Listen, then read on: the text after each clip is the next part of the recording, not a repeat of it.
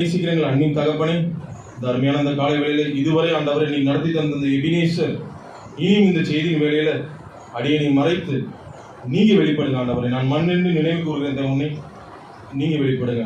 உங்களை நாம மாத்திரம் மயம்பட்டோம். இயேசு மூலமே ஜெபிக்கிறோம் நல்ல பிதாவே, ஆமென். ஹல்லேலூயா, ஹல்லேலூயா. பாருங்க, இந்த விடுமுறை நாட்கள்லாம் உங்களுக்கு எப்படி இருந்திருக்கு? விடுமுறை நாட்களா இருந்திருக்குதா, ஹாலிடேவா இருக்கா, இல்ல பயன்படுத்தப்பட்ட ஒரு நாட்களாக இருக்கிறதா? நமக்கு சபை நடந்துட்டு தான் இருக்கு. ஆனா நிறைய பேர் எல்லாம் ஆன்லைன்லயே போய் கிளாஸ் நடந்ததுனால சபைக்கு போகாத ஒரு சோம்பேறித்தனம் உடம்புக்குள்ள இருக்கும் ஆட்டோமேட்டிக்கா. இப்ப அதெல்லாம் நீங்கி நம்ம ரெஃப்ரெஷ் பண்ணிட்டு வரணும், கரெக்டா? ஆனா நமக்கு ஆண்டவர் கிருபையில ஒரு 1 ஹவராவது நடந்துட்டு தான் இருக்கு, கரெக்ட்? சோ கர்த்தருக்கு அதுக்கு முதலாவது நன்றி செலுத்தி இந்த நாள நுழையலாம். இன்னைக்கு நம்ம பார்க்க போற செய்தி பாத்தீங்கன்னா என்ன தெரியுமா? இன்னைக்கு உண்மையிலே இன்னைக்கு ஜெபிக்கிறப்போ ஒரு வார்த்தை பேசுறாங்க, நீதிமான்களுக்கு வரும் துன்பம் அநேகமா இருக்கும், அவங்க எல்லாவற்றையும் கர்த்தர் நம்மகிட்ட நின்று அவனை விடுவிக்கிறவரா இருக்கிறார். இன்னைக்கு அதை குறிச்சு நமக்கு உண்மையிலே நம்ம கிறிஸ்துக்குள்ள பலப்பட்டவர்களா இருந்தோம் வச்சுங்களா, இந்த பாடுகள்லாம் இந்த வியாதி இந்த மாதிரி காரியங்கள் நமக்கு முன்னாடியே நம்ம தயாரா இருந்திருப்போம் பலமா, கரெக்டா? அப்படிதான் நம்ம இருக்கணும். அப்படிப்பட்டவர்களா நம்ம இன்னைக்கு மாறி போக போறோம். ஏன்னா இன்னைக்கு சபை இன்னைக்கு செய்தியினுடைய தலைப்பே உண்மையான வீரர்கள். ஹல்லேலூயா. உண்மையான வீரர்களா நீங்க இங்க இருந்து போக போறீங்க. பிராக்கெட்ல பாடுகளை சகிப்பவர்களே அப்படின்னு போட்டுங்க. உண்மையான வீரர்கள் யாரு? பாடுகளை சகிப்பவர்கள். சோ இன்னைக்கு நீங்க அதை பார்த்துட்டு போகும்போது கண்டிப்பா ஒரு வீரர்களா தான் நீங்க எழுந்து போகணும். ஹல்லேலூயா. இதை உணர்ந்தவர்களாக அந்த சம்பந்தமான வசனம் வாசிக்கலாமா? 2 தீமோத்தேயு எடுத்துக்கொள்ளுங்கள். 2 தீமோத்தேயு 10, 11, 12. தீமோத்தேயு எவ்வளவு ஒரு அருமையான ஒரு பர்சன். 2 தீமோத்தேயு 2, 10, 11, 12.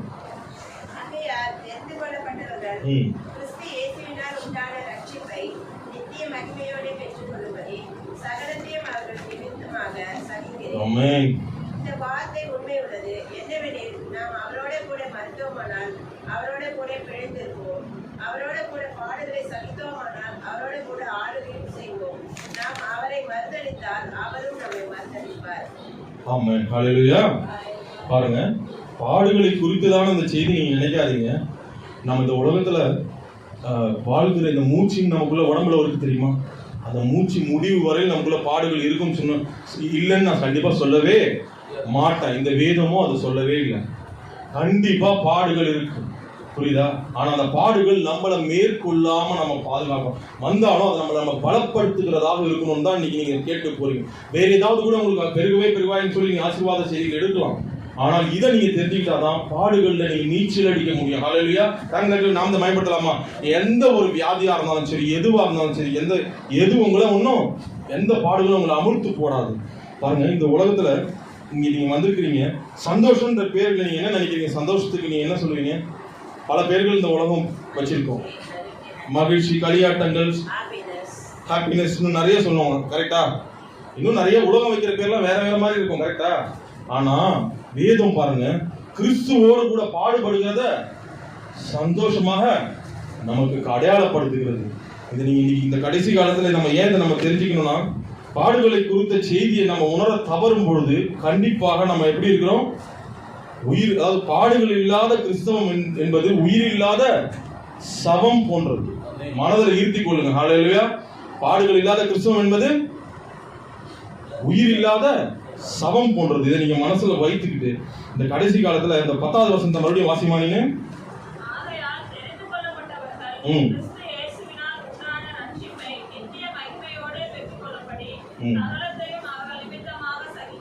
எல்லாத்துக்கும் பலன் இருக்குங்க. இந்த உலகத்துல உழைப்புக்கு பலன் இருக்கு, எல்லாத்துக்கும் பலன் இருக்கா இல்லையா? எதையாவது எதிர்பார்த்தா மனுஷன் ஏதாவது ஒண்ணு பண்ணிட்டு இருக்கான், கரெக்டா? ஆனா இந்த இதுல நம்ம பெற்ற ரட்சிப்புக்கு ஒரு பலன் இருக்கு. அது என்ன? நித்திய மகிமையை எங்க? பரலோகத்துல நம்ம பெற போகிறோம். நாம மாத்திரம் இல்ல, என்னைக்கு நம்ம ரட்சிக்கப்பட்டோமோ நம்ம மூலமா மற்றவங்களும் அதை அடையறதுக்கு நாம என்ன பண்றோம்? ஒரு காரணமாக ஆகி விடுகிறோம். அதற்காக நம்ம எல்லாவற்றையும் சகிக்கக்கூடிய அந்த குணத்தை நீங்க பெற்றுட்டு போனீங்கன்னா நீங்க எல்லாருமே உண்மையான வீரர்கள் என்பதை நீங்க புரிஞ்சுக்கணும். அதனாலதான் நான் உங்களுக்கு இதை சொன்னோம். இன்னைக்கு பாருங்க, நன்மை செய்யறதுக்கு சகிக்கிறான், நன்மையை வாங்கறதுக்கு மனுஷன் சகிப்புத்தன்மையோடு இருக்கானா இல்லையா? ஒரு ரேஷன் கடையில ஒரு ஏதாவது போடுறாங்கன்னா சகிப்புத்தன்மையோடு நிக்கிறோம். வேற ஏதாவது ஒரு பெரிய விஷயங்கள் தான் எல்லாமே என்ன பண்றோம்? சகிப்புத்தன்மையோட காத்திருக்கிறோம். ஆமா 10 மாசம் ஒரு தாய் இருக்கா, நல்ல ஒரு நன்மை நடக்க போகுது, குழந்தை வெளில வரப்போகுது, அதுக்கு அவன் பொறுமையா இல்லாம உடனே வந்துருமா? பாடுகளை அனுபவிச்சுதான் ஆகணும். புரியுதா? நம்ம தேசத்துக்கு சுதந்திரம் வாங்கி தந்த மகாத்மா காந்தியடிகள் என்ன பண்ணாரு? அஹிம்சை வழியில அனுமதியா இருந்தார். நமக்கு மேல ஆளுங்க அஹிம்சை வழியில அதை பெற்று தந்தார். பொறுமையோட கூட அதை சகித்தார். புரியுதா? நீடிய பொறுமையோட கூட சகித்து தான் இந்த சுதந்திரத்தை நமக்கு வாங்கி கொடுத்தாரு. சகிப்புத்தன்மை என்பது உலக நன்மைக்காகவே இவ்வளவு பயன்படுதுன்னா ஆவிக்குரிய பிள்ளைகளாகிய நமக்கு எந்த அளவுக்கு பயன்படணும்? இன்னைக்கு நமக்கு அது தேவை. சகிப்புத்தன்மையை குறித்து நம்ம தெரியாம இருந்தோம்னா கண்டிப்பா நமக்குள்ள சொல்லப்படுகிற பிரசங்கங்கள் எல்லாமே பாறையில போட்ட விதைகள். இதை நம்புறீங்களா? பாறையில போட்ட விதைகள் எப்படி இருக்கும்?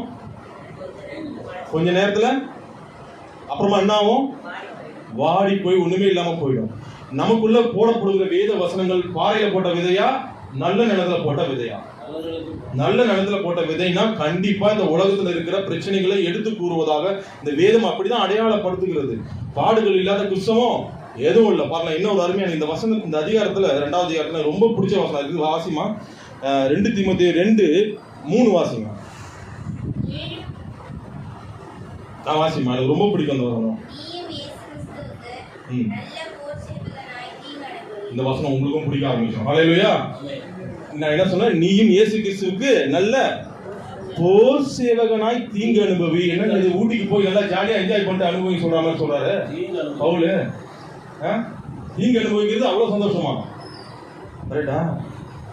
ஏதோ இன்னும் என்ன சொல்றதுங்க, பணத்தை கொடுத்து நல்லா என்ஜாய் பண்ணப்பா ஜாலியா இருந்து சொல்ற மாதிரி தீங்கு அனுபவிக்கிறாரு. அப்போ என்ன காரணம்? இவங்கெல்லாம் ஒரு இலக்கோட போய்கிட்டு இருக்கிறாங்க.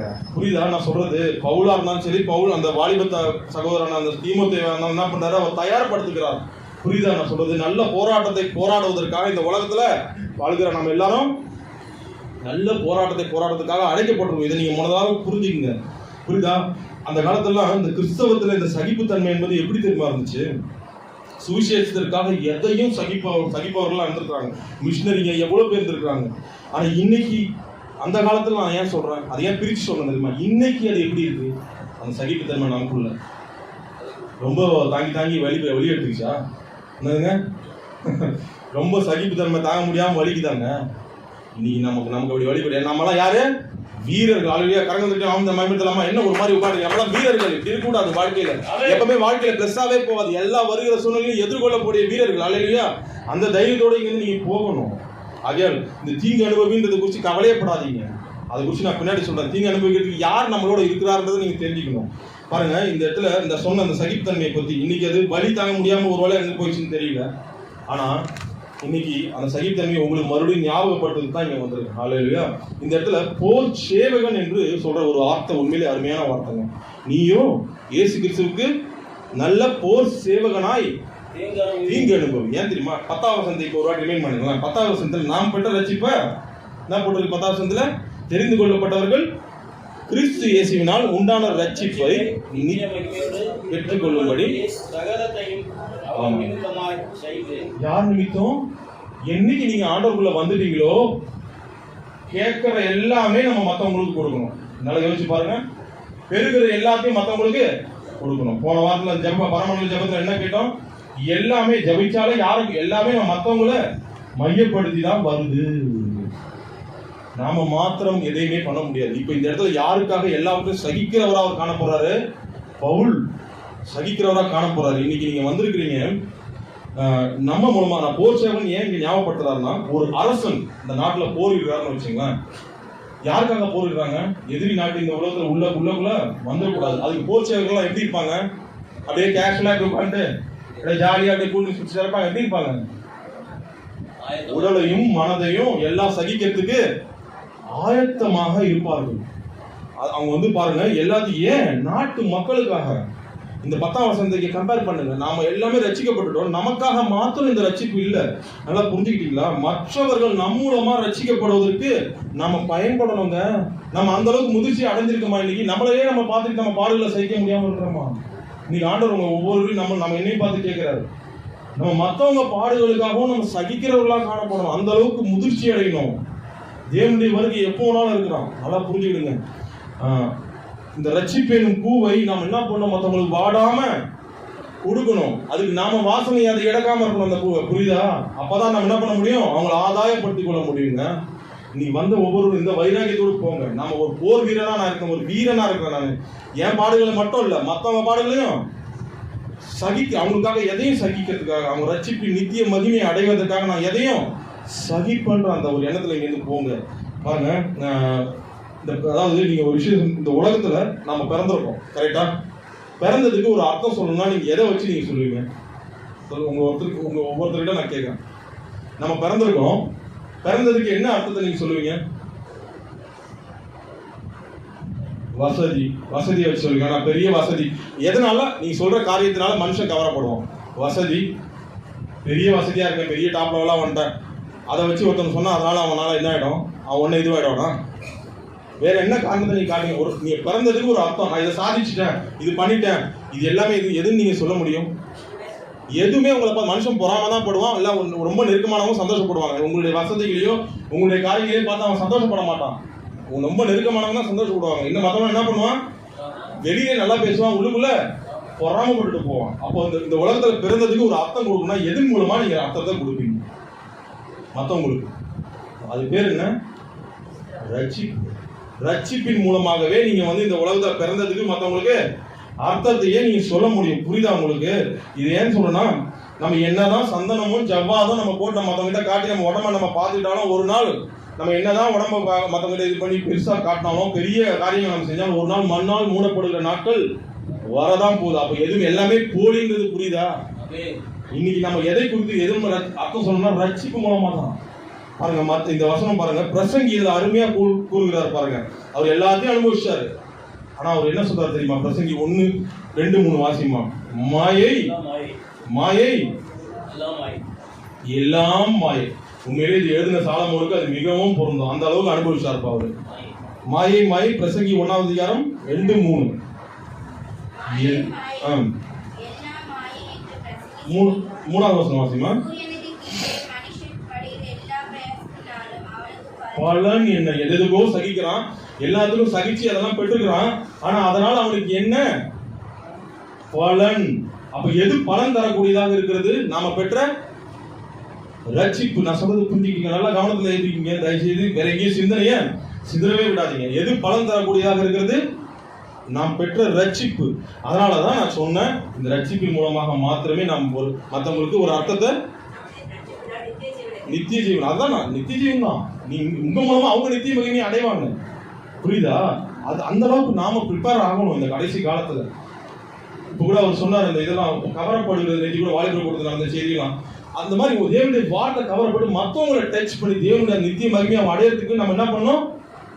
காரணமாகும். நம்ம அப்படி வாழ பழகிக்கொள்ளணும். கஷ்டமா தான் இருக்கணும். அப்படி வாழ பழகிட்டீங்கன்னா உண்மையிலே நீங்க கரெக்டா போயிட்டு இருக்கீங்கன்னு அர்த்தம். மத்தேயு 16:26 யோசிச்சு பாருங்க. என்னதான் நீங்க பண்ணாலும் மத்த எதுவுமே அர்த்தம் இல்லைங்க. மத்தேயு 16:26 எடுத்து வாசிங்க.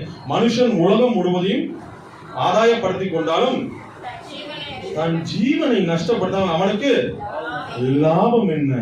மனுஷன் தன் ஜீவனுக்கு ஈடாக என்னத்தை கொடுப்பான்? நீங்க ரட்சிக்கப்படுறதுக்கு உங்க ரட்சிப்பை வேஸ்ட் பண்ணாலும் உங்க மூலமா அநேக ரட்சிக்கப்படுறதும் வேஸ்ட் ஆகும். ஏன்னா நீங்க ரட்சிக்கப்பட்ட ரட்சிப்பை வேஸ்ட் பண்ணீங்கன்னு வச்சுங்களேன், உங்க மூலமா அநேக ரட்சிக்கப்படுறதுக்கு இருந்திருக்கலாம். அவங்கள கூட என்ன ஆயிடுச்சு, சேர்த்து நீங்க என்ன பண்ணி நஷ்டப்படுத்துறீங்க. புரியுதா? அப்ப ரட்சிப்பு எவ்வளவு ஒரு முக்கியன்றதை நீங்க புரிஞ்சுக்க. இந்த கடைசி காலத்துல வேற எதையுமே நீங்க மேன்மையா வைக்கிறீங்களா? வசதியை வைக்கிறீங்களா? வேற என்ன நீங்க மேன்மையா வைக்கிறீங்க? நீங்க எதை மேன்மையா வச்சு நீங்க ஒப்பிட்டு பார்த்தாலும் சொக்க தங்கத்தோட கவரிங்க ஒப்புறதுக்கு சமம். இந்த ஒர்க் பண்ணியிருக்கான் சொக்க ஜுவல்லரி கடையில. சொக்க தங்கத்தோட கவரிங்க ஒப்பிட்டா போலின்னு கண்டிப்பா தெரியுமா தெரியாதா? கண்டுபிடிச்சிருவாங்க ஈஸியா.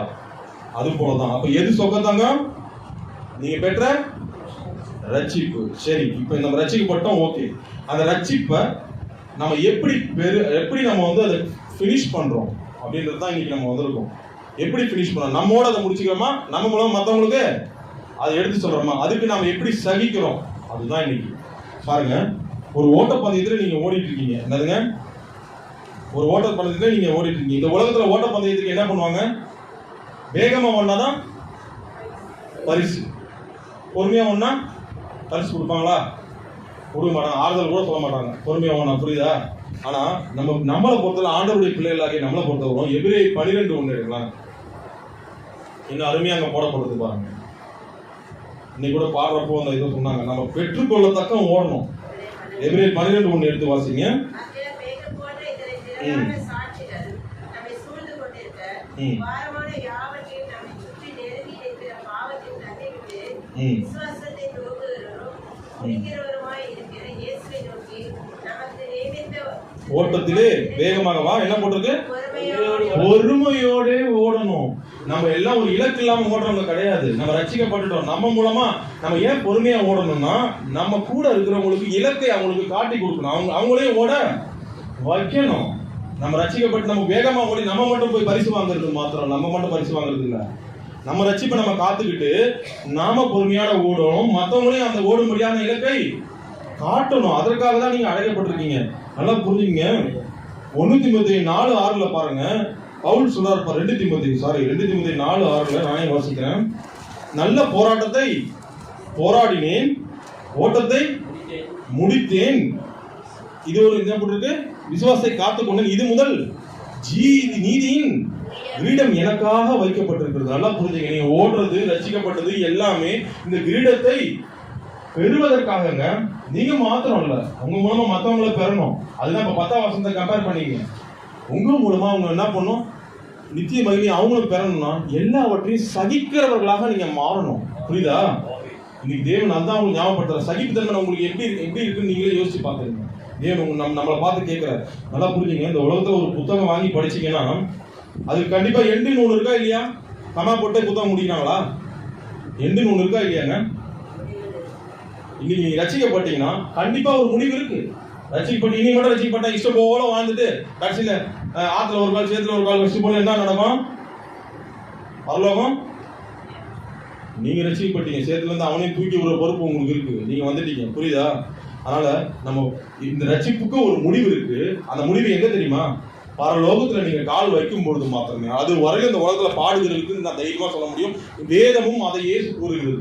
பரலோகத்துல கால் வைக்கிறவங்களும் இந்த உலகத்துல நமக்கு என்ன இருக்கு? பாடுகள் இருக்கு. இல்லைன்னு நான் போய் சொல்லவே மாட்டேன். பாடுகள் கண்டிப்பா இருக்கு. ஆனால் அதை தாங்குவதற்கான பலனையும் ஆண்டவர் நமக்கு கொடுப்பவராக இருக்கிறார். நல்லா அதை தாங்குபவர்களே உண்மையான வீரர்களாக நான் உண்மையிலே வேதமும் அடையாளம் காட்டுகிறது. நல்லா புரிஞ்சுக்கிடுங்க. ஒரு உண்மையான ஒரு பாக்ஸிங் வீரர் தான் வச்சுங்க. யார் பாக்ஸிங் வீரர்னா? சரி, பாக்ஸிங் வீரர் தான் வச்சுங்க. அவங்க கிட்ட போய் நீங்க ரொம்ப கோபத்தை தூண்டுற மாதிரி ஒரு வார்த்தை பேசுங்களா? என்ன பண்ணுவான்? சாந்தமா இருப்பான். சகிச்சுக்கிட்டு என்ன பண்ணுவான்? மகனே நான் சாந்தமா இருக்கேன், என்ன விட்டு பரவாயில்லப்பா, வாங்கி திட்டுப்பா அப்படின்னு சொல்லுவான். 2 பஞ்சு விட்டு என்ன பண்ணுவான்? 2 பஞ்சு விட்டு போயிட்டே இருப்பான். யாரை பார்த்துட்டே பேசுறீங்க? பார்த்தல எப்படி என்ன பார்த்து பேசுற? உடம்பு பெருசா இருக்கு, கட்டுற கலை பெரிது மல்லிதும். என்னதான் இருந்தாலும் அவன் வீரனா? கோபத்தை அடக்க அவனால முடியல. பாடுகளை அதாவது சகிக்கிறதுக்கான குணம் அவன் கிட்ட இல்ல. ஆனா அப்ப யார் உண்மையான வீரன்? நீங்க எல்லாருமே ஒவ்வொருவரும் உண்மையான வீரன். பாடுகளை சகிக்கிறீங்க பாருங்க கிறிஸ்துவுக்காக. நீங்க எல்லாம் கரக தட்டி நாமத்தை பயன்படுத்தலாமா? யார் உண்மையான வீரர்கள்? கிறிஸ்துவுக்காக பாடுகளை சகிக்கிற நாமே. எத்தனை மிஷினரிகள் எடுத்துக்கொள்ளுங்க, எத்தனை பேர் இருக்காங்க கர்த்தருக்காக கவர்மெண்ட் வேலையே விட்டுட்டு நான் வந்து இயேசுக்காக இருக்கிறேன்னு சொல்ல. அவன் தாங்க உண்மையான வீரன். அல்லேலூயா. கர்த்தருக்காக யோசிச்சு பாருங்க. எத்தனை ஏச்சு பேச்சுகள் வீட்டுல ஒரு பக்கம் திட்டுவாங்க கர்த்தருக்காக. கர்த்தரை அறிஞ்சிக்கிட்டதுக்கு சாப்பாட்டுல ஒன்னா சாப்பிட்டாவும் நம்மளை திட்டுவான். யோசிச்சு பாருங்க. அப்பா அம்மா திட்டுவாங்க, கணவன் ரசிக்கப்படுறதுக்காக எல்லாத்தையும் தாங்கிக்கிட்டு கர்த்தருக்காக நான் நிப்பன் நிக்கிறாங்க பாருங்க. அவங்க தாங்க உண்மையான வீரர். அதனாலதான் உங்களுக்கு உண்மையான வீரர்கள்னு ஒரு தலைப்பே வச்சது. இதெல்லாம் சகிச்சுட்டு நம்ம வாழணும் தெரியுமா? உண்மையிலே உங்களுக்கு ஒரு பலன் இருக்குங்க. ரட்சிப்பு பலன் தரக்கூடியது. அந்த பலன் அருமையான பலன். அதுதான் நித்திய மகிமை பரலோகத்துல. ஹல்லேலூயா. நீங்க மாத்திரம் இல்ல, உங்களை பார்த்து மத்தவன். அதனாலதான் சொல்றேன், மத்தவங்களும் கனெக்ட் பண்ணி விட்டுறீங்க. அவனும் பலப்படும்படியாக உங்களுடைய சாட்சி இருக்கணும். இன்னைக்கு பாருங்க, நான் ஒரு விஷயத்துல ரொம்ப பலப்பட்டிருக்கேன். யார் தெரியுமா? அவங்க ரொம்ப பெரிய வீராங்கனையும் நான் சொல்ல முடியும். யார் தெரியுமா? Mother Teresa. எத்தனையோ வாட்டி சாட்சி சொல்லிருக்கலாம். அவங்க வாழ்க்கையை கொஞ்சம் யோசிச்சு பாருங்க. நான் ஒரு உதாரணம் சொல்றேன். என் வாழ்க்கையில கூட ஒரு முடவமா இருந்த கிறிஸ்தவ வாழ்க்கை மறுபடியும் எழுந்து நடக்கிறதுக்கு அவங்களும் அவங்களுடைய அந்த சாட்சியும் ஒரு காரணம் கூட சொல்ல முடியும். அவங்க கடைநிலையில இருக்கிற எத்தனை சொல்லியிருக்க அந்த சாட்சி. கடைநிலையில இருக்கிற நோயாளிகளை எப்படி போய் சந்திச்சாங்க? கிட்ட போய் நம்மளால ஒரு சின்ன விஷயம் ஸ்மெல்லே தாங்க முடியாது. கிட்ட போய் அவங்க என்ன பண்ணாங்க? பாடுகளை சகித்தார்கள். அந்த வாசனை துர்நாற்றத்தை சகிச்சு ஏழைகள் போய் என்ன பண்ணாங்க? போய் சேவை செய்தாங்க. கிறிஸ்துவ அன்பினால வெளிப்படுத்தினாங்க. இதே காரியத்தை ஒரு மல்யுத்த வீரன் கிட்ட போய் நீ போய் செய்ப்பா வீரன் போய் செய்வானா? அப்ப யாருங்க உண்மையான வீரன்? இந்த இடத்துல யாருங்க உண்மையான வீரன்? புரிஞ்சுட்டீங்களா? அப்ப உண்மையான வீரன் யாரு? ரட்சிக்கப்பட்டு கிறிஸ்துவ அவங்க ஏதாவது ஒரு வகையில நான் கிறிஸ்துவ நான் வெளிப்படுத்துவேன், என் சேவையில வெளிப்படுத்துறேன் அப்படின்னு அந்த அம்மா சொன்னாங்க. இன்னைக்கும் அவங்க நினைக்கிறப்போ நான் எனக்குள்ள ஒரு பூஸ்ட் கிடைச்ச மாதிரியே இருக்கும். அந்த மதர் தெரேசா அவங்களுடைய காரியங்களை நினைச்சு பார்த்தா அவ்வளோ சேவைகள் எல்லாத்தையும் விட்டுட்டு தன்னுடைய அழகு எல்லாவற்றையும் விட்டு கிறிஸ்துவுக்காக செய்தார்களே, அவங்க தான் உண்மையான வீரர். அது புரிஞ்சுக்கிட்டீங்களா? அப்ப நாமெல்லாம் யாரும் இதை செய்வதற்காக தான் இதெல்லாம் சேர்த்து நம்ம என்ன பண்றோம்? அடைக்கப்பட்டிருக்கோம். நல்லா புரிஞ்சு. இன்னொரு விஷயத்த சொல்றேன், அவங்களுக்கு உண்மையிலேயே ஒரு மிகப்பெரிய ஒரு பலமா அது உங்களுக்கு நான் நம்புறேன். ஏற்கனவே சொல்லியிருக்கேன், நான் இங்க எல்லாருமே அதை கேட்டுக்க மாட்டீங்க. ரிச்சர்ட் உம்ரான்றவர் உங்களுக்கு தெரியுமா? எத்தனை பேர் தெரியும்? அக்காலாம் கேட்டிருப்பீங்க சாட்சிங்க. ரிச்சர்ட் உம்ரான்ற ஒருவர் தெரியுமா? ரஜினிகாந்த் யாருன்றது தெரியுமா? விஜய் யாருன்றது தெரியுமா? அப்படியா? சீரியல் ஜி டிவில போகும் தெரியுமா? 8:30 மணிக்கு. அது எப்பன்னு தெரியுமா டைம்? செம்பருத்தியா? அது என்ன பருத்தி என்னன்னு தெரியல. Phone Richard Umran. நல்லா புரிஞ்சுங்க. அவர் யாருன்றதை குறித்து நான் சொல்றேன் பாருங்க.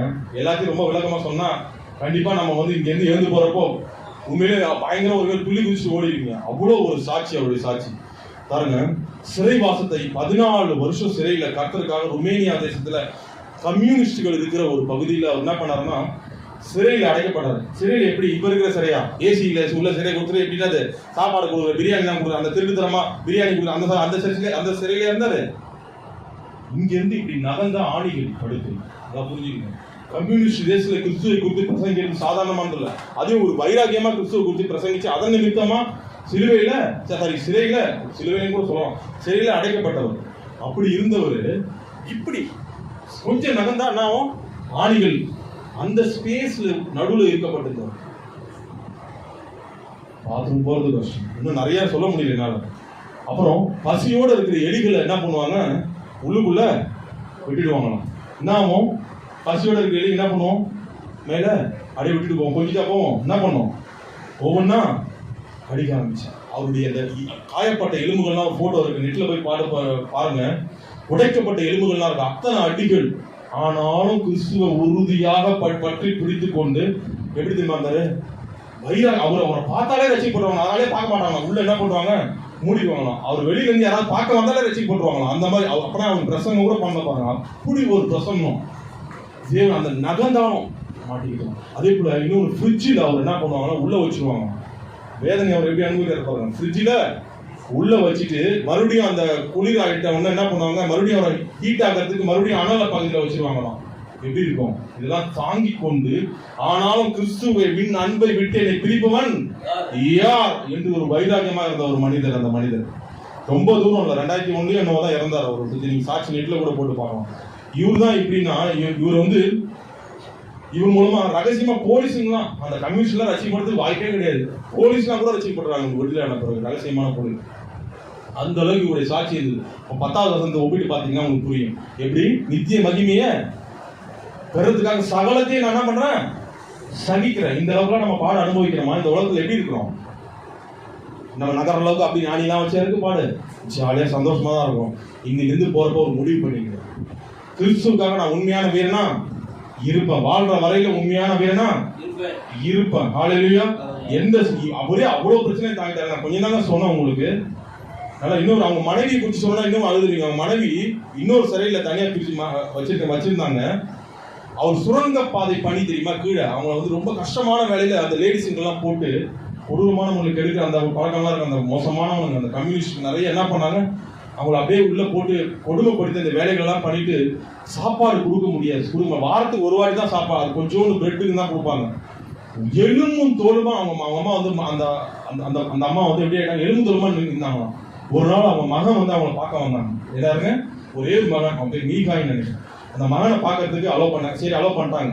உள்ள போய் அம்மாவை பார்க்குறாங்க. அம்மாவை பார்த்த உடனே எப்படி தெரியுமா இருக்காங்க?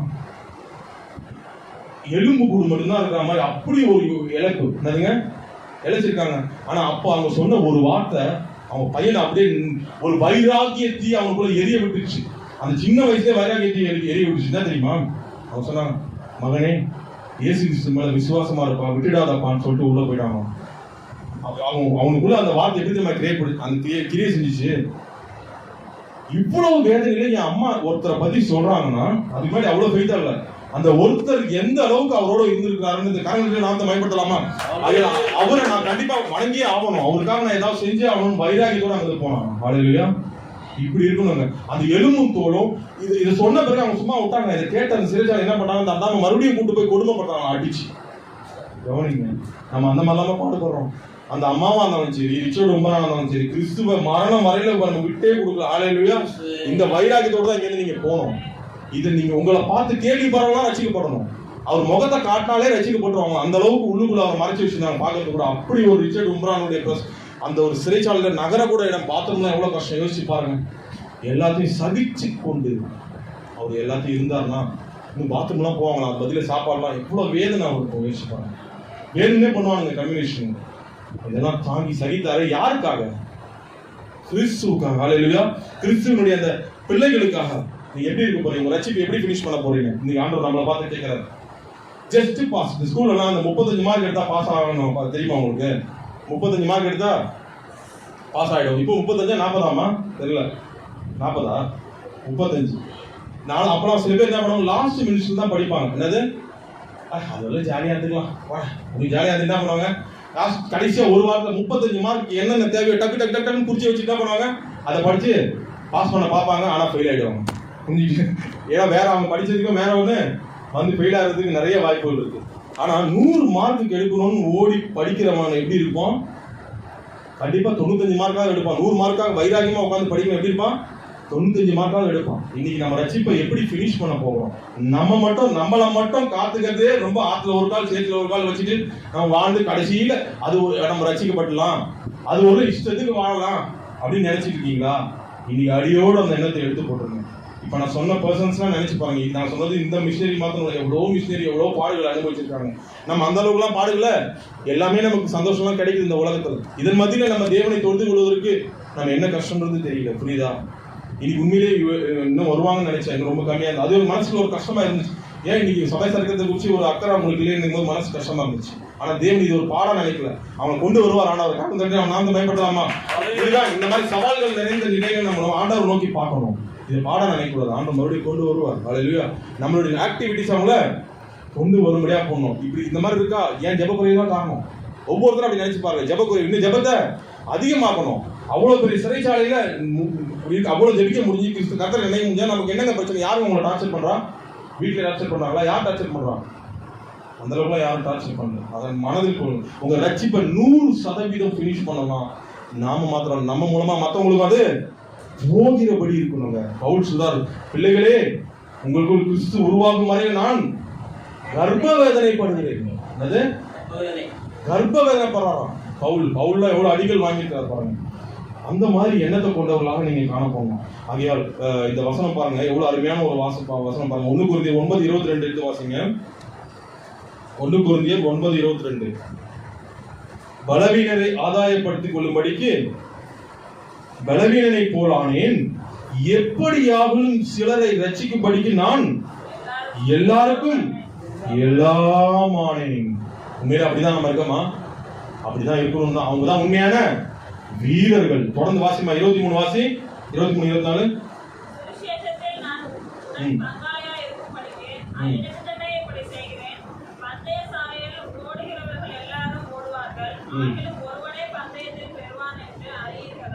24. ஆமென். போதுமா? எப்படி ஓடணும்? பெற்றுக்கொள்ளத்தக்கமான வண்ணமா ஓடணும். ரட்சிப்பை நான் சொல்லி இவ்வளவு தூரம் சொன்னேன். ஜீவ கிரீடத்தை பெற்றுக்கொள்ளத்தக்கமா ஓடணும்.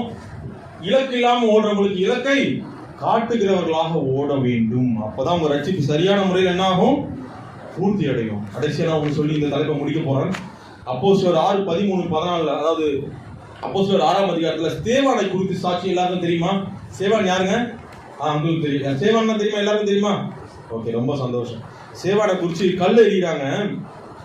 அந்த சம்பவத்தை நான் ஷார்ட்டா சொல்றேன். ஆலோசனை சங்கத்துல கூட்டு போயிட்டு கல் எறிகிறாங்க. அப்ப அவருடைய சாட்சி எப்படி இருந்தது? தைரியமாக கிறிஸ்துவை ஆபிரகாம் காலத்திலிருந்து எல்லாவற்றிலிருந்தும் கிறிஸ்துவை எடுத்துரைக்கிறார். யாருக்காக எடுத்துரைக்கிறாருங்க? தான் மட்டும் பெற்றுட்டா போதும் அப்படின்றதுக்காகவா? தான் செத்தாலும் பரவாயில்ல, தான் மூலமா கிறிஸ்துவை குறித்த சாட்சி மற்றவங்களுக்கு பிரயோஜனமா இருக்கணும்னு சொல்றாரு. அப்போஸ்தலர் 6 இப்ப படிமா, அப்போஸ்தலர் 6 13 14 வாசிங்க. பேசுகிறது அவர் ஓயவே இல்லைப்பா.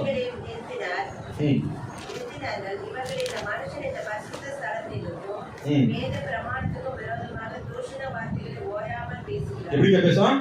அவங்களை பொறுத்தவரை அது தூஷணமான வார்த்தை, ஆனா சத்திய வார்த்தைகள், ரட்சிப்பு. ஹல்லேலூயா. எப்படி ஓயாமல் பேசுகிறான்? யாரை பத்தி? கிறிஸ்துவை பத்தி தைரியமாக ஓயாமல் ஆலோசனை சங்கத்திலே பேசுகிற அளவுக்கு தைரியம் இருந்துச்சுன்னா, ஸ்தேவான் எந்த அளவுக்கு பக்குவப்பட்ட ஒரு மனிதராக, கிறிஸ்துவை தனக்குள் ஏந்தினவராக காணப்படுவார். ஹல்லேலூயா. அந்த உணர்வோடு நீங்க உண்மையான வீரனா போனா, அவர் உண்மையான வீரன் தாங்க. இன்னைக்கு நீங்க வந்திருக்கீங்க, இன்னைக்கு உங்களுக்கு எந்த பாடுகள் வருது, இந்த வசனத்தை நினைச்சுங்க. நான் உங்களுக்கு காட்டி கொடுக்குறேன். நீ வீட்டுல போய் உங்களுக்கு ஏதாவது ஒரு பாடுகள், பிரச்சனைகள் வருதா, இந்த வசனத்தை நீங்க எடுத்து வாசிங்க. அப்போஸ்தலர் 6:55-56 பாருங்க. 6 எந்த அது ஒரே நிமிஷம். 7:55-56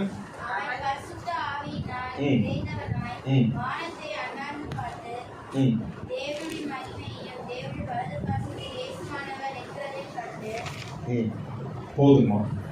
இங்க என்ன காண்றாரு ஒரு ஸ்தேவானு?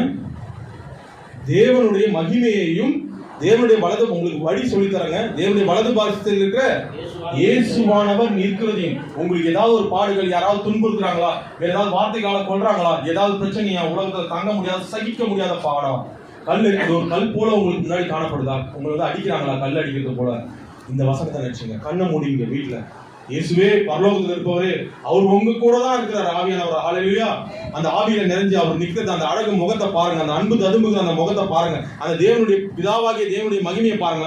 உண்மையிலேயே உங்களுக்கு எப்படி தெரியுமா, ஒரு அழற குழந்தை ஒரு தாய் மடியில எடுத்து போட்ட உடனே என்ன ஆகும், அந்த குழந்தை என்ன ஆயிடும், அழுக நிறுத்தப்படும். அது போல உங்களுக்கு ஆயிடும். உங்களுக்கு ஷார்ட்கட் சொல்லி தர பாடுகள் இந்த உலகத்துல அனுபவிக்கிறப்பெல்லாம் நீங்க இதை மாதிரி நினைச்சீங்க. ஒரு குழந்தை திடீர்னு நல்லா பழகிட்டு இருக்கு, குழந்தை இருக்குன்னு வச்சு, திடீர்னு அம்மா அப்பா விட்டுப்பட எப்படி இருக்கும், என்ன பண்ணும், அழ ஆரம்பிச்சிடும். அதுவே அம்மா அப்பா இருந்தாங்கனாலே போதும், எந்த பிரச்சனை வந்தாலும் ஒரு தைரியம் இருக்கும்.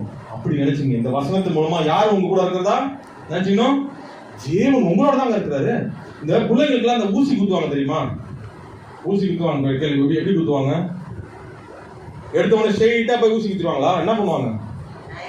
ஏதாவது ஒரு விஷயத்தை காட்டுவாங்க. இல்ல பிடிச்சவரை பக்கத்துல நீ அம்மா அப்படியே அம்மா நிற்பாங்க, இல்ல அப்பா யாராவது பக்கத்துல அவங்கள காட்டுவாங்க, இல்ல ஏதாவது பிடிச்ச கதைகளை சொல்லுவாங்க. இன்னைக்கு அது போல உங்களுக்கு பாடுகள் ஏதாவது உங்களை குத்திக்கிட்டே இருக்குதா, இயேசு உங்க கூட இருக்கிறாருங்க. அதை பார்த்தாலே உங்களுக்கு என்ன பண்ண வழினா, எது உங்களை ஒன்றும் பண்ண முடியாது. இது நீங்க மனதில் கூட இருக்கும்போது உண்மையான நீங்க எப்படி உண்மையான வீரரா இருப்பீங்க. உங்க மூலமா மற்றவங்களும் ரட்சிப்பின் நித்திய மகிமையை இந்த 10ஆம் வசனத்தை அப்ளை பண்ணீங்க. அந்த மகிமையை பெரும்படியாக நீங்க எதையும் சகிக்கிறவர்களாக உண்மையான வீரனா நீங்க இருக்கணும். ஹல்லேலூயா. இப்போ இனி அடுத்த தலைப்புக்குள்ள போலாம். அடுத்தது அடுத்த வசனம் வாசிமா. இல்ல அந்த இதுமா ஒரே ஒரு நிமிஷம். மரித்தோமானால் அவரோட கூட படைத்திருப்போம். அந்த இது தீமோத்தேயு 2 தீமோத்தேயு வாசிமா. 2 தீமோத்தேயு 2:11.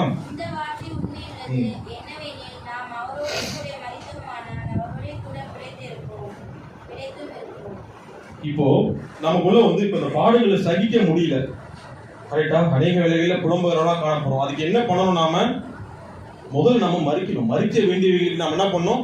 மறிக்கணும். நம்ம மறித்திருக்கிறோமா நம்மளே நிதானிச்சு நீங்க பார்க்கணும். இப்போ நீங்க எல்லாம் ஞானஸ்தானம் எடுத்திருப்பீங்க. இப்போ எடுக்காத அக்காலாம் இருக்கிறாங்க, பட் ஞானஸ்தானம் எடுத்தா எல்லாரும் எடுத்திருப்பீங்கல்ல.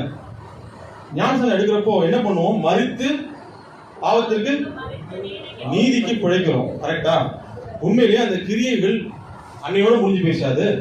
ஞானஸ்தானம் எடுத்துட்டோம், அன்னையோட முடிஞ்சு பேசா இல்ல, மறுபடியும் அந்த கிரியைகள் தொடர்ந்து வந்துடுது இல்ல.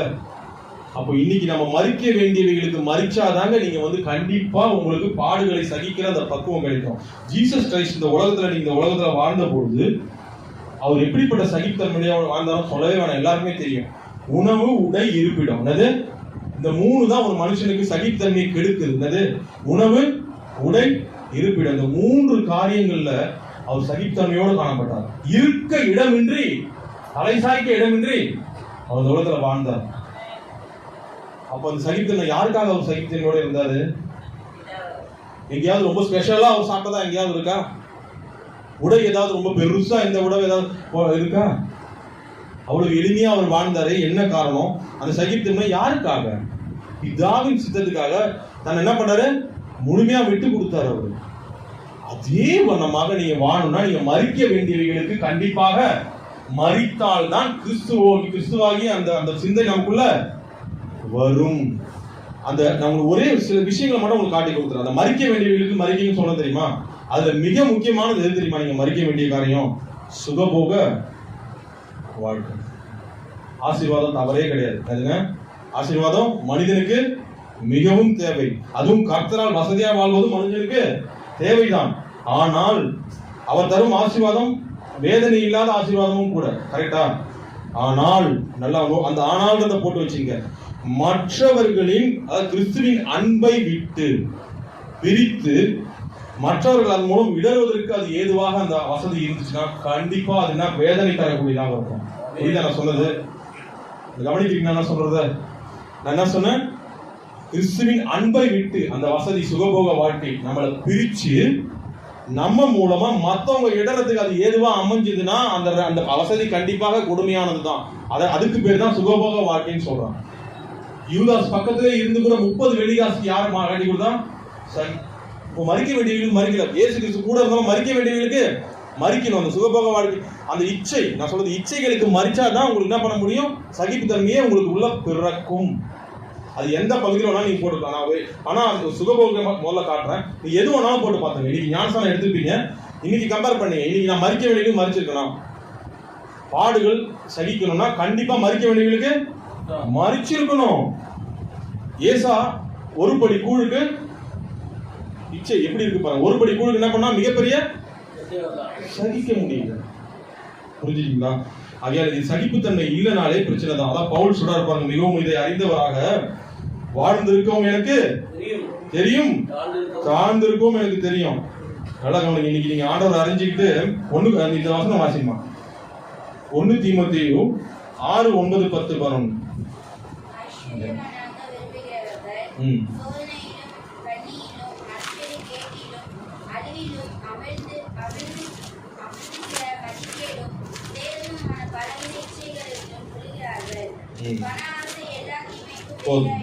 பண ஆசை எல்லா தீமைக்கும். இங்க எத்தனை தீமைக்கு இன்னொரு ஆலோசனை சொல்றாரு பாருங்க. 11வது வசனத்துல வாசிங்க.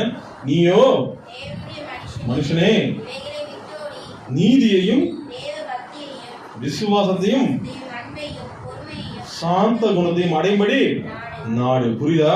அடுத்த வசனத்துல விசுவாசி நல்ல போராட்டத்தை போராடு. புரியுதா? அதனால வசதி நமக்கு தேவை. அந்த வசதி கிறிஸ்துவை விட்டு பிரிக்காத அளவுக்கு இருக்கணும். 1 கோடி ரூபாய் வந்தாலும் சரி, எத்தனை ரூபாய் வந்தாலும் நமக்கு வசதி இருந்தாலும் கிறிஸ்துவை விட்டு அது நம்மளை விட்டு பிரித்து விடக்கூடாது. ஆகையால் அப்படிப்பட்ட ஆசீர்வாதத்தை கேளுங்க. என் கிறிஸ்துவை விட்டு பிரிக்காத ஐஸ்வர்யத்தை எனக்கு தாங்க ஆண்டவரே. எப்படி கேட்பீங்க? ஐஸ்வர்யத்தை தாங்க கேட்கணும், தினமும் கேட்கணும். கரெக்டா? நல்லதுதான். அந்த ஜெபத்தோட ஒண்ணே ஒன்று இன்க்ளூட் பண்ணீங்க. அது என்ன சொல்லுங்க? கிறிஸ்துவை விட்டு பிரிக்காத ஐஸ்வர்யத்தை தாங்க. கரெக்டா? அந்த பயப்படலாமா? இப்படி இருந்தா தான் நம்ம பாடுகள்ல சகிக்க முடியும். வாழ்ந்திருக்கும் எனக்கு தெரியும், அரண்மனையிலையும் இருக்க தெரியும், ரோட்லயும் தங்க முடியும். யாருக்காக? என் கிறிஸ்துவுக்காக. ஹல்லேலூயா. இந்த பிறப்பை நான் வீணடிக்க விரும்பல. என் கிறிஸ்துவுக்காக எதையும் சகிக்க முடியும்ன்ற வைராக்கியத்தோட போங்க. உண்மையான வீரர்கள் நீங்க ஒவ்வொருவரும் தான். ஹல்லேலூயா. அதனால இதே உணர்ந்தவர்களா இருங்க.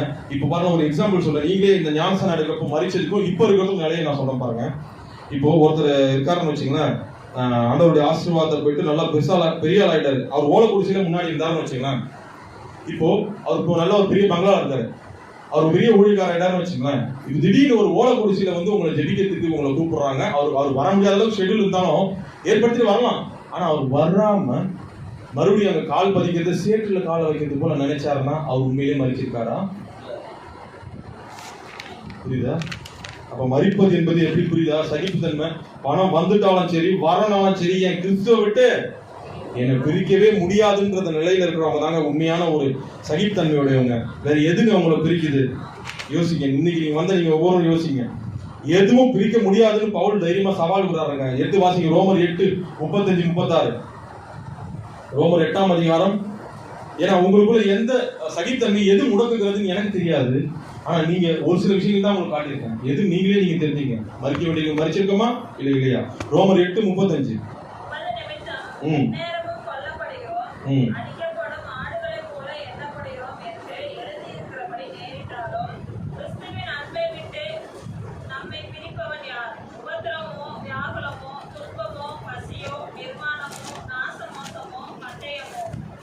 இது எப்படி படிக்கிறது தெரியுமா நீங்க? இன்னும் இந்த இங்கே பாருங்க காயத்ரி, இந்த சிடிவில அந்த இது சொல்லுவாங்க தெரியுமா, குறிப்பு என்ன சொல்லுவாங்க, சமையல் குறிப்பு. என்னமா எப்படி படிக்கணும்? வீரமா படிக்கணும். சாப்பிட்டியா இல்லையா காலையில், நீ பாசிங் இருக்கியா, எப்படி படிக்கணுமா? நான் வாசிங்க யாராவது கொஞ்சம் சத்தமா. இந்த குறிப்பு சமையல் குறிப்பு நோட் பண்ணீங்க, இப்படி பண்ற மாதிரி நீங்க அப்படி படிக்க கூடாது. சத்தமா யாராவது வாசிங்க. கிறிஸ்துவின் அன்பை விட்டு குறிப்பவன் யார்? உபத்திரவமோ, வியாகுலமோ, துன்பமோ, பசியோ, நிர்வாணமோ, நாசமோ, பட்டயமோ, எல்லாவற்றிலேயும் நாம் நம்மில் அன்பு கூறுவவர்களே முற்றும் ஜெயம் கொள்ளுகிறவர்களாயிருக்கும். ஹல்லேலூயா. அடுத்த வசனத்துல மரணமானாலும் ஜீவனானாலும் தேவதூதர்களானாலும் அதிகாரங்களானாலும் வல்லமைகளானாலும் உயர்வானாலும் உயர்வானாலும் தாழ்வானாலும் வேறு எந்த சிருஷ்டி நம்முடைய கர்த்தராகிய கிறிஸ்து இயேசுவுடைய தேவனுடைய அன்பை விட்டு நம்மை குறிப்பவன் மாட்டாது என்று நிச்சயித்திருக்கிறேன். ஆளுநே கரங்களுக்காக நாம் தான் பயன்படுத்தலாமா? எந்த பாடுகளும் எந்த பிரச்சனையும் எதுவும் நம்மளை கர்த்தரை விட்டு பிரிக்காது. நீங்க பாடுகள் ஏதாவது வந்தா உடனே நீங்க நீங்க நினைக்கணும், அந்த 55 நான் சொன்ன தெரியுமா, அப்போஸ்தலர்ல 7 55 56 நினைச்சீங்க உங்களுக்கு பலன் கிடைக்கும். ரிச்சர்ட் உம்பரான் இந்த மாதிரி மனிதர்கள் நினைச்சீங்க, எந்த பாடம் உங்களை என்ன பண்ண முடியாது, ஒண்ணுமே பண்ண முடியாது. நம்ம அனுபவிக்கலாம் ஒரு பாடே இல்லைன்னு தோணும். ஹல்லேலூயா. ஆகையால் நம்ம அனுபவிக்கிற ஒவ்வொரு பாடுகளுக்கும் பலன் இருக்குங்க. அதனாலதான் சொல்லப்படுது கொலோசியர்ல 3:4 பூமியில் உள்ளவைகளையே மேலானவைகளை நாடுங்க. புரிஞ்சுட்டா? பெரிய பெரிய அதிபதி ஆயிட்டா கூட அதெல்லாம் ஒன்றும் பிரயோஜனம் இல்லை. பூமியில் உள்ளவைகளையே எதை நோக்கி இருக்கணும்? மேலான அந்த ஜீவ கிரீடத்தை நோக்கி நம்ம போயிட்டு இருக்கிறோம். ஆகையால் ஏதோ வந்தோம் அப்படி வச்சு போட்டோம் அப்படி நம்ம இருக்கவே கூடாது. ஆகையால் இன்னைக்கு பாருங்க, நம்ம ஒரு விஷயம் உங்களுக்கு சொல்ல பாருங்க. நாமெல்லாம் ஒரு தினத்தந்தி பேப்பர் மாதிரி என்னதுங்க, நம்மளா யாரு உலகத்தின் பார்வைக்கு நம்மளா ஒரு தினத்தந்தி பேப்பர், ஏதோ ஒரு பேப்பர்னு வச்சுக்கலாம், நியூஸ் பேப்பர்னு வச்சுக்கலாம். நம்மளை எப்படி நம்ம பாக்குறோம்? ஆர்வமா வாங்கி காலையில இந்த டீக்கல்ல உட்காந்து ஆர்வமா வாங்கி நம்மளை எப்படி நம்ம பாக்குறோம்? அது என்ன நியூஸ் இருக்கு, ஏதாவது குறை இருக்கா, அது இருக்கா, இது இருக்கான்னு. ஐயோ இந்த கிறிஸ்தவத்தை குறிச்சு அப்படி பாக்குறாங்க. அந்த நியூஸ் என்ன இருக்குன்னு அவ்வளவு ஆர்வமா டீக்கல்ல உட்காந்து பாக்குற மாதிரி என்ன பண்றாங்கள தினமும் பார்த்துட்டு இருக்காங்க ஆண்டவருடைய பிள்ளைகளாகிய நம்ம. புரிஞ்சுட்டு நம்ம யாருங்க, நம்ம நியூஸ் பேப்பர் மாதிரி. இன்னைக்கு நாம எப்படி தெரியுமா இருக்கணும்? வெறும் வெற்று பேப்பரா பதிப்பாளராகி அவர்கிட்ட நம்ம விட்டு கொடுக்கணும். காலையில விட்டு கொடுத்தோம்னா அந்த பிரஸிங் மிஷின்ல போட்டு நம்மளை எடுத்து வெளியில வரப்போ பரலோகத்தை குறித்த செய்தியும் கிறிஸ்துவை குறித்த செய்தியும் தான் அதுல வரணும். இல்லையா? கரங்களுக்கு நாம் பயன்படுத்தலாமா? நம்ம வெறும் வெற்று பேப்பரா விட்டுக்கணும். நம்ம சுயத்தை என்ன பண்ணோம்? எல்லாவற்றையும் சகிக்க விட்டு கொடுக்கணும். அப்பதான் அது வெற்று பேப்பரா இருக்க முடியும். நம்மளே பதிப்பாளரா இருந்து நம்மளே பதிச்சு வச்சுன்னு வச்சுங்களேன், நம்மளுடைய காரியங்கள் இதெல்லாம் பதிவு வச்சு உலகத்துல பார்த்தா என்ன பண்ணுவோம்? கிறிஸ்துவ தெரிய மாட்டார். உன்னுடைய சுயமும் உன்னுடைய பெருமையும் தான் என்ன பண்ணும் காட்டு. அதை பாக்குறவன் 4 பேர் என்ன பண்ணுவான், ஜாலியா பேசுவான். ஆமா அங்க என்ன கிறிஸ்து தெரியுறாரு, அவங்க இதுதான் தெரியுது அப்படின்னு சொல்லி என்ன பண்ணுவோம், ஏறி கூத்தாகிவிடும். அதனாலதான் சொல்ல, நீங்க எல்லாம் யாரு நியூஸ் பேப்பர் மாதிரி உலகத்தார் நம்மள பார்த்துட்டு இருக்கான், வாங்கி பார்த்து நம்மளை படிக்கிறதுக்கு ஆர்வமா இருக்கான். அந்த படிக்கும் பொழுது நம்ம எதை வெளிப்படுத்துறதா காணப்படணும்? கிறிஸ்துவையும் பரலோகத்தை குறித்த ரட்சிப்பை குறித்த செய்தியும் வெளிப்படுத்துவதாக காணப்படணும். இதுக்காக நான் எதையும் சகிப்பேன்னு சொல்றாங்க. அல்லேலூயா சொல்லுங்க. அல்லேலூயா. இந்த வீரம் தாங்க வேணும். இதோட தான் இங்க இருந்து போகணும். அதனாலதான் இந்த அது சொல்லணும்னா இந்த வசனத்தை நீங்க தாரக மந்திரமா எடுத்துங்க. கலாத்தியர் 2:20 எடுத்துங்க. கலாத்தியர் 2:20. ஆமென்.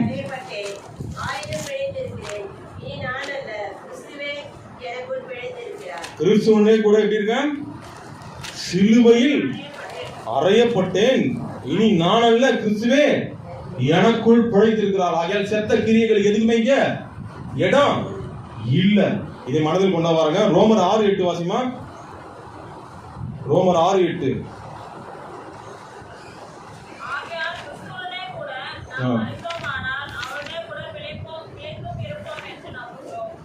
புரிஞ்சுங்களா? கிறிஸ்துவனுடைய கூட மறிச்சா அப்படியே மறிச்சுட்டு அப்படியே மண்ணோட மண்ணா போறது இல்ல.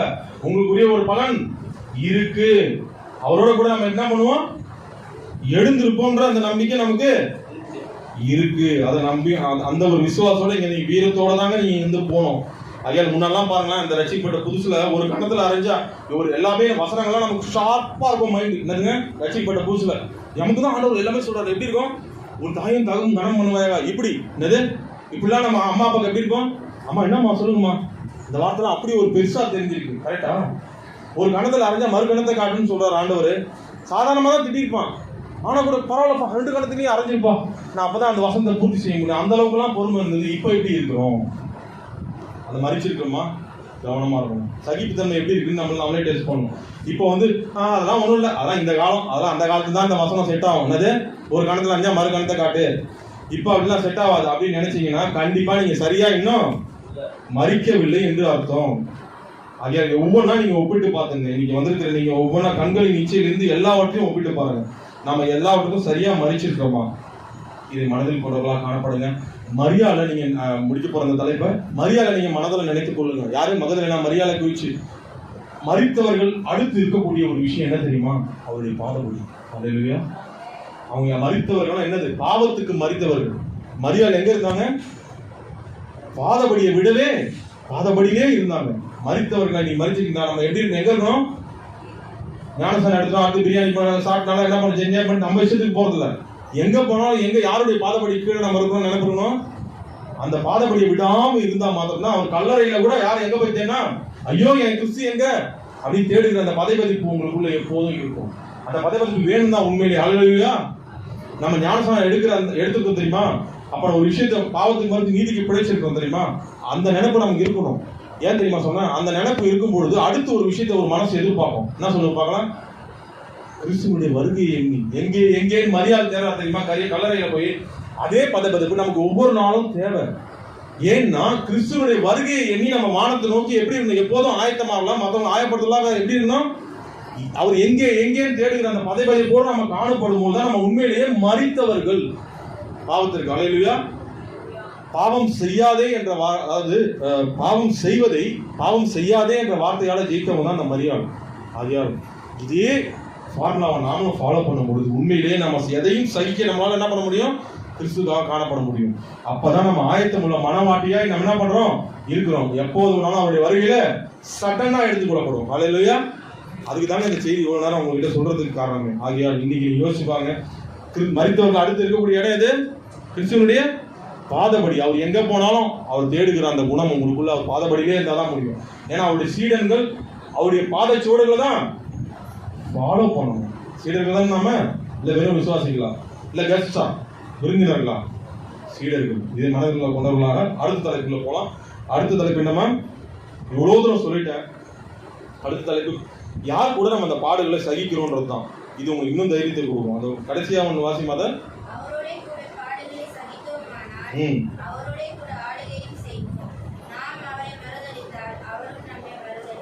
யாரோட கூட நம்ம இவ்வளவு பாடுகள் பாருங்க, எவ்வளவு வார்த்தைகள் நம்ம நோக்கி வருகிறது, எவ்வளவு பேச்சுகள், ஏச்சு பேச்சுகள், எத்தனை எல்லாத்தையும் நம்ம சாங்குறோம். வாழ்க்கை நாம ஒண்ணு நினைச்சா இன்னொன்னு நடக்குது. இது எல்லாமே ஒரு பக்கம் வியாதி ஒண்ணு போமாட்டேன்னு அடம் பிடிக்குது. வியாதி டிஸ்டர்பன்ஸ், இன்னும் என்னென்ன பிரச்சனைகள், கடன் பிரச்சனை, என்னென்ன இருக்கு, என்னென்ன பாடுகள் எனக்கு தெரியாது. இது எல்லாவற்றையும் நீ தனியா அனுபவிச்சிருக்கீங்கன்னு நினைச்சிருக்கீங்களா? புரியுதா? யாரை நோக்கி இது வருகிறது? உங்க கூட தான். யார் கூட இருக்கிறீங்க? அவரோட கூட தாங்க நீங்க இருக்கீங்க. அவர் உங்களை விட்டு போல, அவரோட கூட சேர்ந்து என்ன பண்றீங்க? பாடுகள் அனுபவிக்கிறீங்க. அவர் உங்களை விட்டு எங்கேயுமே, அவர் நம்மளை விட்டு போனாங்கன்னா நம்ம ஒரு செகண்ட் கூட உயிரோட இருக்க முடியாது. அப்படிப்பட்ட ஒரு பொல்லாத உலகத்தில் நம்ம வாழ்ந்துட்டு இருக்கோம். புரியுதா? ஒரு செகண்ட் உங்களால உயிரோட வாழ முடியுமா பாத்துங்க. அந்த அளவுக்கு சாத்தானுடைய தீக்கணைகள் நம்ம மேல பாய்வதற்கு ஆயத்தமாக இருக்கிறது. ஆகையால் ஒரு செகண்ட் கூட அவர் நம்மளை விட்டு போகலங்க. அதை நீங்க புரிஞ்சுக்கிட்டீங்களா? ஆகையால் இன்னைக்கு வந்திருக்கிற நீங்க எல்லாமே இந்த ஒரு உணர்வோட தான் போனோம். சரி, நம்ம இவ்வளவு தூரம் நான் சொல்லிட்டேன். பாடுகளை சகிக்கிறதுல குறித்து நான் எவ்வளவு பேசினேன். நித்திய ஆசீர்வாதத்தை குறித்து இப்ப பேசுறேன் பாருங்க. அந்த நித்திய ஆசீர்வாதம் என்ன?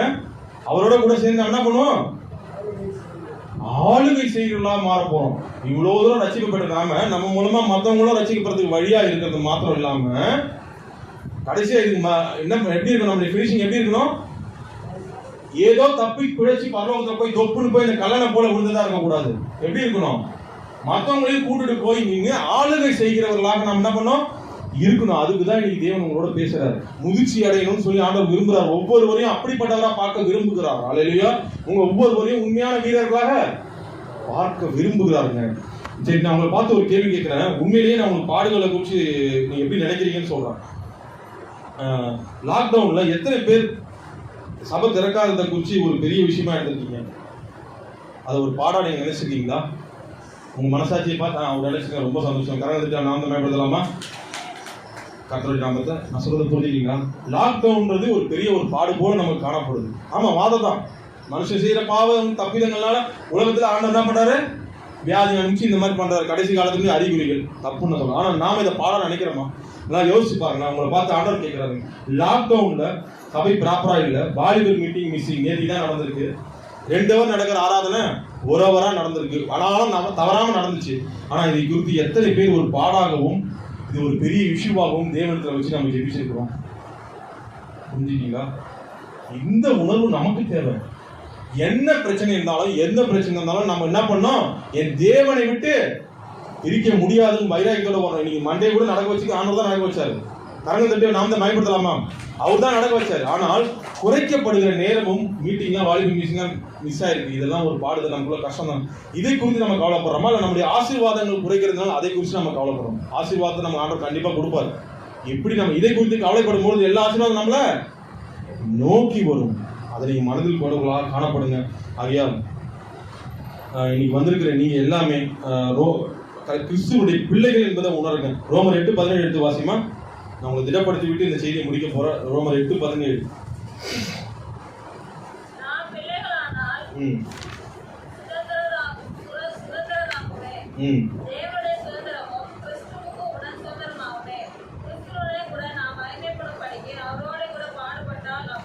அவரோட கூட ஜாலியா இருந்தா பாட்டி போட்டுருக்க. என்ன போட்டிருக்கு?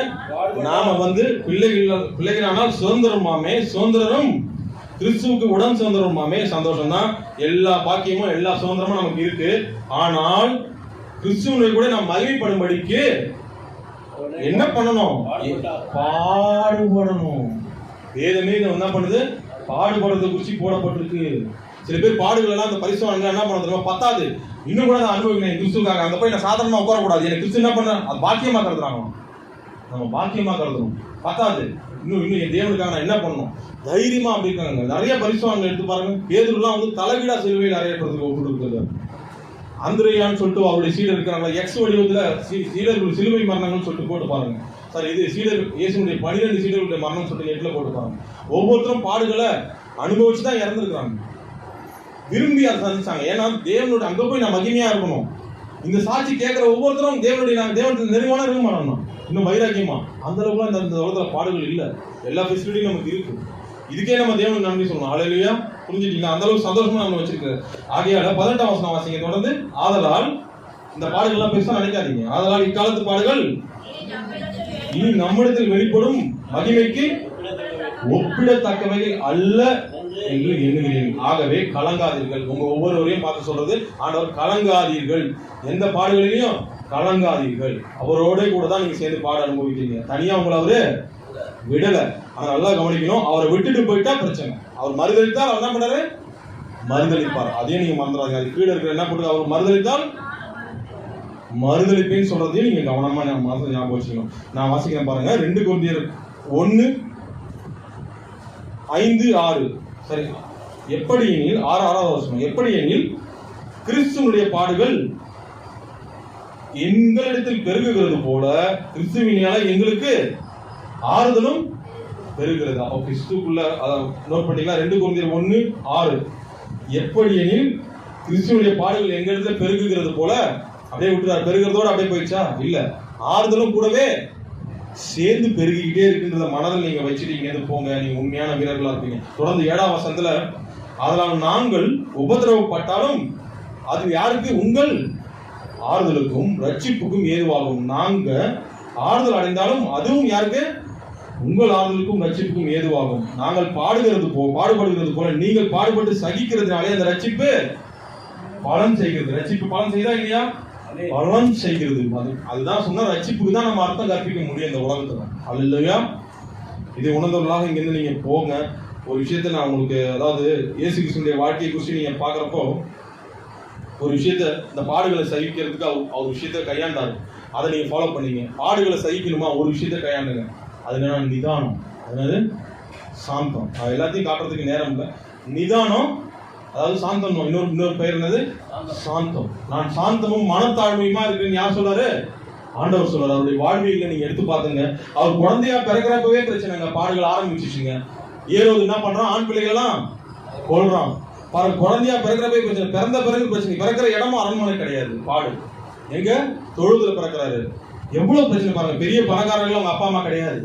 எல்லாத்தையும் சகிக்கிறாரு. இப்படி தொடர்ந்து பெரியவராகும் போது சோதனை, சொந்த ஊரே அவர் ஏற்றுக்கொள்ள. இன்னும் நான் புனிதமான தேவகுமாரன பெயல் சபோலின் தலைவன் என்று சொல்றாங்க. அதெல்லாம் அவர் தாங்குறாரு. ஈகோவை தாங்குறதே ஒரு பெரிய பாடம். ஈகோவை தாங்கவே முடியாது யாராலுமே. யாராவது கொஞ்சம் ஈகோ டச் பண்ற மாதிரி பேசினா அவ்வளோ கோவம் வரும். அதையும் அவர் என்ன பண்றாரு?